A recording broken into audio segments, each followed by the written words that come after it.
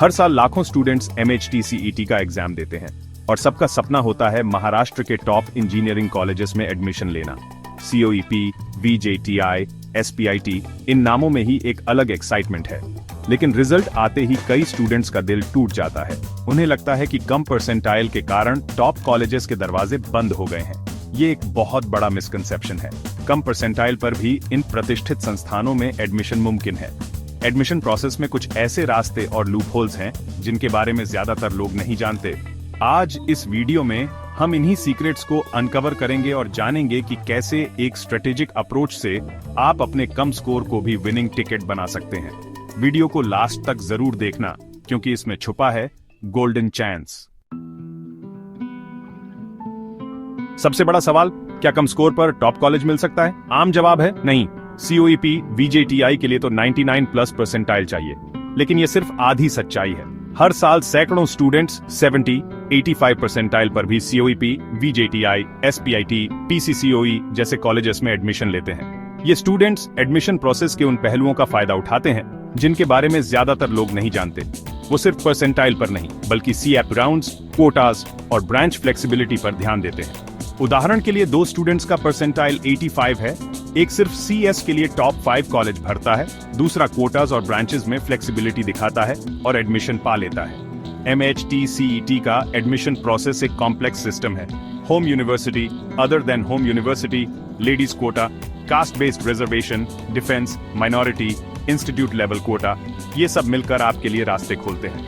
CAP round में आप कई मिनी कॉम्पिटिशन्स में हिस्सा लेते हैं और हो सकता है किसी कोटा में कट ऑफ आपके परसेंटाइल के आसपास हो। अब हम जानेंगे कि इन कोटास और स्ट्रेटजीज का सही इस्तेमाल कैसे करें, ताकि कम स्कोर भी आपके लिए एडवांटेज बन जाए।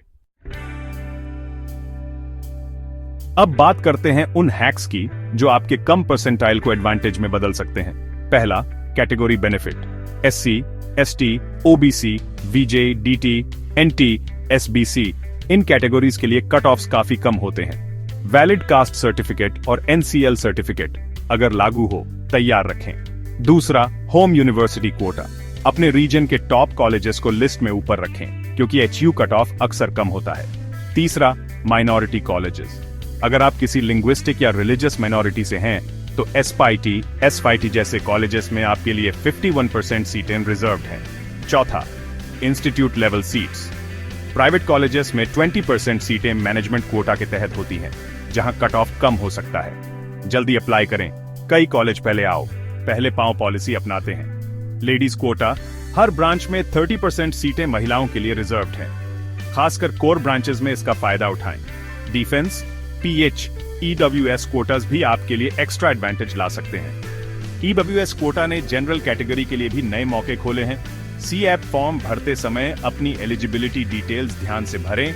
एक छोटी गलती आपको इन फायदों से वंचित कर सकती है।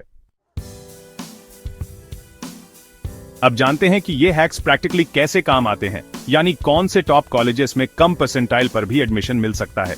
COEP, प्यूनी ओपन में CS के लिए 99.8+ परसेंटाइल चाहिए, लेकिन SC, ST home university candidates को मेटलर्जी या मैन्युफैक्चरिंग साइंस जैसी ब्रांचेस 85-90 परसेंटाइल पर भी मिल सकती हैं। VJTI, Mumbai SC, ST home university candidates को सिविल, प्रोडक्शन, टेक्सटाइल जैसी ब्रांचेस 88-92 परसेंटाइल पर मिल सकती है। SPET, Mumbai Gujarati minority candidates को 95-97 परसेंटाइल पर इलेक्ट्रॉनिक्स या कंप्यूटर इंजीनियरिंग मिल सकती है और इंस्टीट्यूट लेवल सीट्स पर भी मौका है। PIST, Pune institute level quota के जरिए 94-96 परसेंटाइल पर एडमिशन पॉसिबल है, खासकर इलेक्ट्रॉनिक्स एंड टेलीकम्युनिकेशन में। VIT, प्यूनी होम यूनिवर्सिटी और कैटेगरी बेनिफिट से 85-90 परसेंटाइल पर केमिकल या इंस्ट्रूमेंटेशन इंजीनियरिंग मिल सकती है। PCCOE, प्यूनी 80-88 परसेंटाइल पर मैकेनिकल या सिविल ब्रांचेस, खासकर कैटेगरी बेनिफिट के साथ। ब्रांच कंप्रोमाइज जरूरी है। मेटलर्जी, प्रोडक्शन, सिविल जैसी ब्रांचेस में कट ऑफ कम होता है और आपको कॉलेज का ब्रांड नेम मिल जाता है।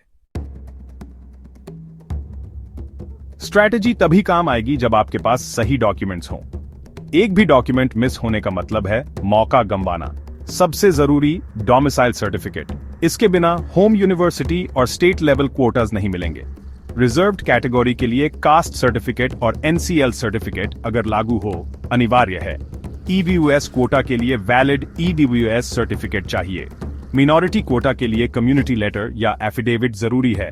हर कॉलेज की रिक्वायरमेंट अलग हो सकती है। Standard documents 10th/12th teach marksheets, MHT CET score card, school leaving certificate, Aadhaar card originals और 3-4 फोटोकॉपीज तैयार रखें। सीएप राउंड रजिस्ट्रेशन बहुत ध्यान से भरें। Category, quotas, home university details double check करें। ऑप्शन फॉर्म में 50-100 रियलिस्टिक ऑप्शंस भरें। प्राइवेट कॉलेजेस की इंस्टीट्यूट मिनॉरिटी सीट्स के लिए उनकी वेबसाइट्स रोज चेक करें और प्रोएक्टिव रहें, डेडलाइंस मिस न करें।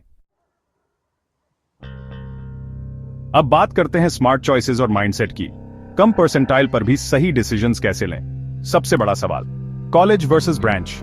एक्सपर्ट्स मानते हैं टॉप कॉलेज में लोअर ब्रांच लेना ज्यादा फायदेमंद है। ब्रांच शिफ्ट का ऑप्शन भी होता है। फर्स्ट ईयर में अच्छा CGPA लाकर हायर ब्रांच में जा सकते हैं, खासकर ऑटोनमस कॉलेजेस में। इंटरडिसिप्लिनरी स्किल्स का जमाना है। मैकेनिकल में पढ़कर भी कोडिंग सीख सकते हैं, सर्टिफिकेशंस कर सकते हैं और IT कंपनीज में प्लेस हो सकते हैं।